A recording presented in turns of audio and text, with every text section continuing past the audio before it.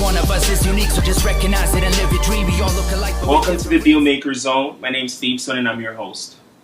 Tonight, our guest is the Dealmaker extraordinaire. At age 16, he was a congressional page. By the time he turned 24, he was chairman of the most powerful board in DC. And by the time he turned 27, he built his first office building and he was a multi-millionaire. By the time he hit his 40s, he was worth $250 million. According to Forbes, he's currently worth in excess of $700 million. He's one of the leading real estate developers in the country, currently manages a portfolio worth over $5 billion, comprised of over 6 million square feet of real estate. He's a two-time best-selling author, and including the business classic, The Peebles Principles. We're so excited to have our Don Peebles. Welcome to the Dealmaker Zone. Thank you. Thanks for having me. Absolutely. So walk us through how you go from being a congressional page at 16 to sitting on top of your own real estate empire. You know, look, I was fortunate to grow up in an environment of opportunity. So I grew up at a time when there was tremendous optimism for the future of the country. I was born in 1960, so I was really just getting started in my career in the early 1980s. So a time of optimism. It was post-civil rights, and I was in a city that was progressive and an environment to promote entrepreneurship amongst African Americans. And so I had the benefit of being in that kind of environment and being exposed to it early. I spent my last couple of years of high school working on Capitol Hill in the United States Congress, and that was a great experience as well. So it was being in the right place, right time, seeing some opportunities. My mother was very entrepreneurial and aspirational. She was in the real estate business as well. Yes, she was. Yep, she's a real estate broker. And so she encouraged me to dream big and to have big ideas. And so, you know, those big ideas, I would dream them and then go out and try to figure out how to make them happen. Awesome. And talk to us about your first office building at age 27, because in your book, The People's Principles, you mentioned how that first deal, you know, it's meant a lot more than some of your later deals that you've done in your career. Why was that first deal so important? And talk us through the whole process of putting that first deal together. Okay. Well, look, you know, in business in general, in this country, the opportunities have pretty much always been kind of slanted and protected by kind of the prevailing class and the establishment. Washington, D.C., at the time I got into business, it was an environment where newcomers were welcome, where there was a goal of dismantling, you know, those obstacles and unrigging the game.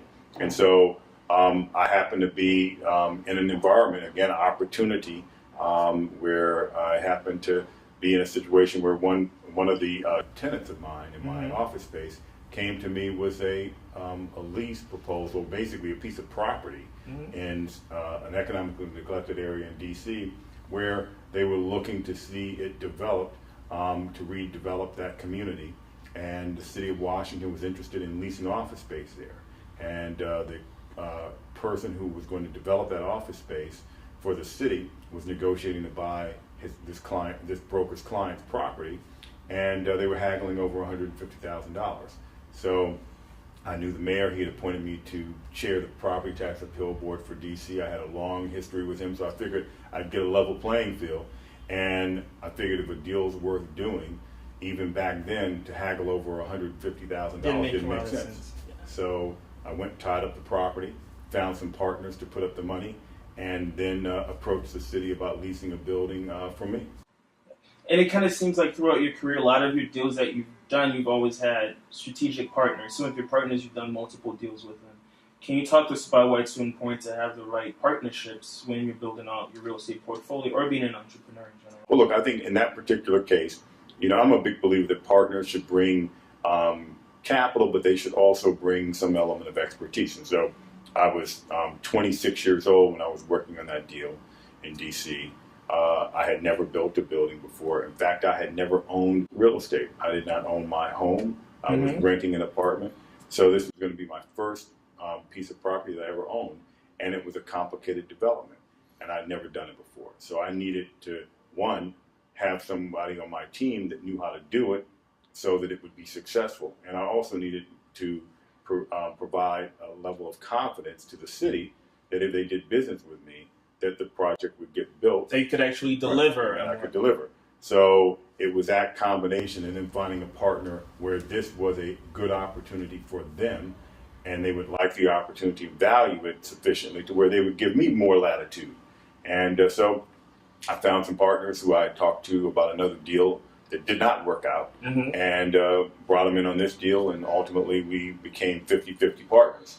And we still own that building today. The city moved in there in 1989, and they've renewed the lease already. It was an initial lease for 20 years. They renewed it another 10 years, and now they're getting ready to renew another 14 years. Got it. You initially started your business in D.C., moved to Miami. Now you're headquartered in New York? Yes. You're headquartered in New York. So talk to us about doing business in those three different cities. What are some of the similarities and some of the differences? You know, D.C., what was very interesting about D.C. is that it really was a home field. So it was a home field, so equating it to athletics, for example. We're playing at home. I was playing in a home courts because the environment was very reasonably friendly to me. Now, there were the naysayers, and that was generally the establishment and the media, the mainstream media, that did not believe that, you know, the minority community was as capable as anyone else. And so you had that kind of, so they viewed us with suspicion. But all in all, we had a government that was supportive of us, very progressive. We had an environment of opportunity, and so that So the government wanted to encourage minority entrepreneurship. Exactly, and the city itself did too. And the people that elected a government with the expectation that they would provide an environment of opportunity. Now, on the flip side, it would be like playing on a home field, but they never believed you could win the big game, be the champion, and then repeat it in another season and then another season. So there were some limitations. The expectations, you know, were lower. So maybe you can make it to the playoffs, but we don't really think you can win a championship. Right. So we're happy that you made it. Should you win a championship? Okay. You know, because and the reality is, why not be happy to just get to the playoffs? Why not be happy to win the conference finals? You know. So you felt like there was a ceiling, right? At some point, was a ceiling. I think that people looked at my ambition there as greed. So, for example, I wanted to own more than one building. I wanted to build more than one building. And so I would get asked, well, how many buildings do you want to own?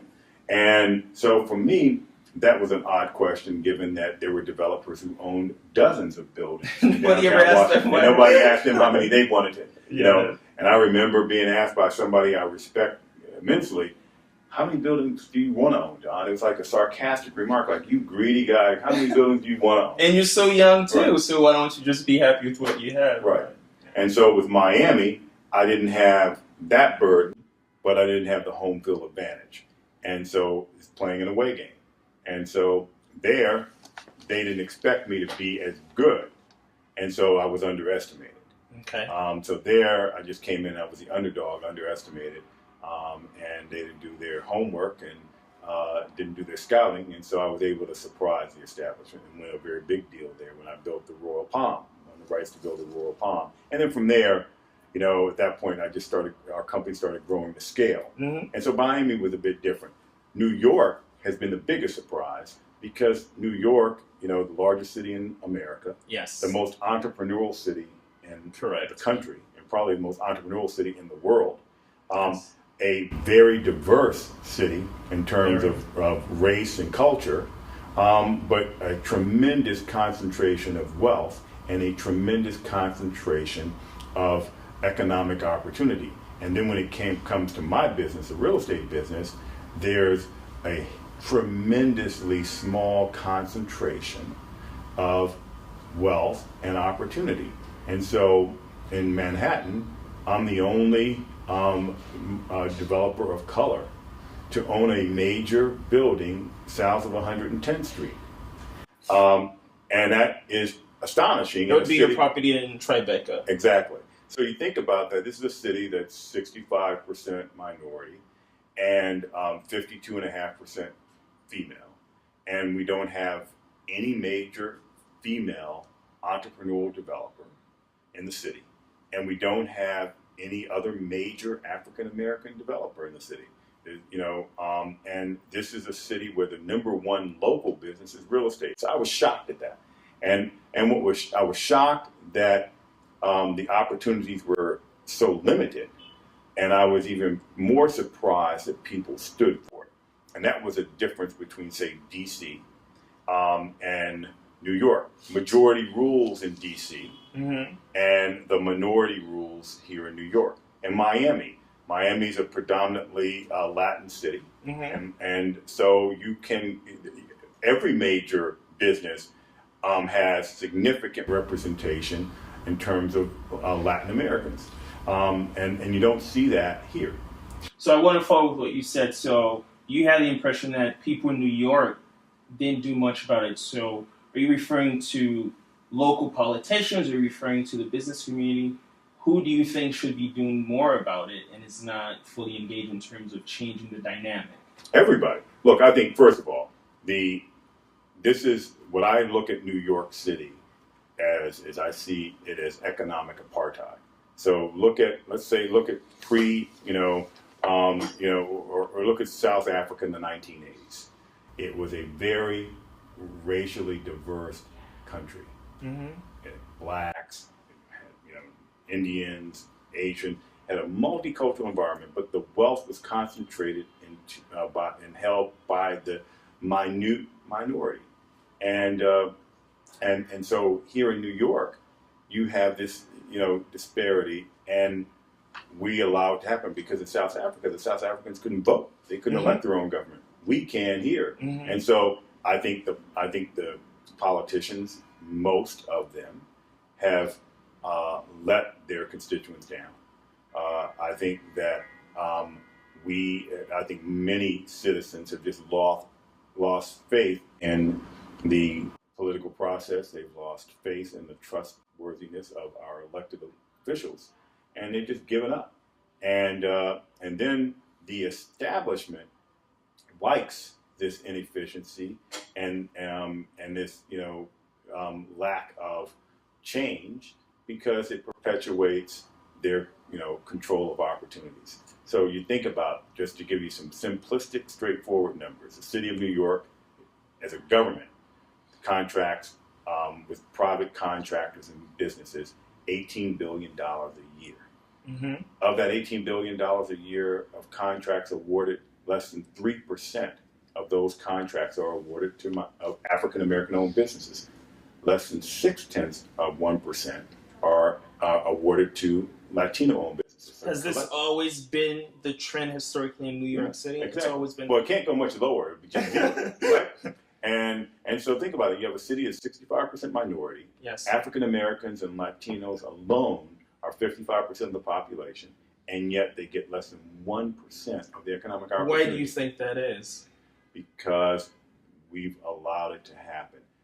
It's a big difference. I grew up I was born during almost the peak of the civil rights movement. Yes. And so the fight was whether or not African Americans could walk into restaurants, whether they could go to schools, whether we could, walk the same streets, live in the same neighborhoods. And ultimately people said, sure, it's okay, it's the right thing to do after constant protest and confrontation. When it came to, sure, you can go to the same schools, go to the same restaurants. Well, none of those are free. So it didn't really matter. Right. So segregation still is perpetuated. It's just done based on economics. And it's a big difference to say, so somebody who's a kind of a person, or anybody who kind of considers themselves a decent human being is sure we shouldn't discriminate in terms of access against anyone. But when it comes to sharing their money and sharing their opportunities, they're not as charitable. And their sense of fairness leaves them. So no one's going to willingly give up their opportunities. So that means there's got to be some demand. Some sort of pressure. Right, and the politicians, by and large, are bought and by the establishment. They're controlled by the unions. Think about this. You have politicians who represent on the city council and in the state government who represent districts that have the worst performing schools in the city and in the state and sometimes in the country, and yet they're against charter schools. So they're willing, for the sake of placating the teachers union, they're willing to send hundreds of thousands of young minority kids into school systems that they know are going to fail them and not educate them. So they're the same ones who are taking money from these business people who are just perpetuating the control of opportunity. From hearing everything you've said, it kind of begs the question, what has been your reception from the business and the political community in New York City? Well, it's very interesting. From the political community, because I'm a politically engaged person, Yes. I'm perceived as someone who's going to be financially supportive, and I've got some means to do that. So from that regard, it's kind of typical. Politicians always are coming asking for money because they've got to run to get reelected, and most often than not, their elected office is the best job they've ever had and the best job they ever will have. And then look, some who want to bring about change like the idea that I'm willing to be somewhat confrontational. The business establishment, we're different people. I don't fit in. I was on the board of the real estate board of New York, their board of governors. And I was one of 2 African Americans out of 150 people, and the only one to own their business. And I'm like, really? And that, I look around at the lack of diversity, and I just said, I don't belong here. They're not going to be concerned about the issues that are important to me, because the issues that are important to me are fair play, fair opportunity. But I have a question for you, though. If you're not in the room, how can you affect change? Isn't it's better being in the room so you can influence versus being outside? I mean, I'm asking the question. How do you think it'd be more effective, being inside the room or being outside? Well, being inside the room only matters and is only relevant if you are in control. So you need to be in control of the situation. Okay. And so, again, it's one thing to be able to force someone to share. Okay. It's another thing to say, please share, because it's a good thing to do. So in the end, business organizations like that are just simply there to protect and preserve, opportunity for their industry and for themselves. So it's better to challenge the system. Okay. I think being inside the room is in the political room, is to be able to say, look, this isn't acceptable. If you don't change this, then we are not going to be able to support you, and we're going to do something about it. I think at the end of the day, we are going to, in order to bring about change, people just have to say, it's not fair. Is it fair that out of a government, by the way, that is elected and that serves a city that's 65% minority, that less than 2% of the city's economic opportunity, just on their contracting alone, are available to them? So you're 65% gets 2% of the economic opportunity. And then, is it fair? Think about it this way. You've got even our pension systems. Less than 2% of their money is invested with minority investment advisors. I mean minority as a broad sense, from African Americans, Asians, Latinos. 2 women. And so think about, so either you got to come up with one of 2 conclusions. Either we as minorities are innately inferior, or there's systemic discrimination that's been institutionalized and's got to end. And I believe the second. And so with that premise, it's an unfair system. So can you work within an unfair system? If the rules are not going to be followed, or the rules are set up to be against you, can you ever win? Can you ever win? Can you win the Indianapolis 500 with even as good of a car as everybody else, except everybody else gets to start at lap 200 and you've got to start at the starting line? Can you ever catch them before 500 laps? No. No. So you said from the business standpoint, you left the real estate board of New York because you just felt like their interests were in line with yours, right? On the political side, you feel like being in the room would allow you to change it. So are you going to run for mayor?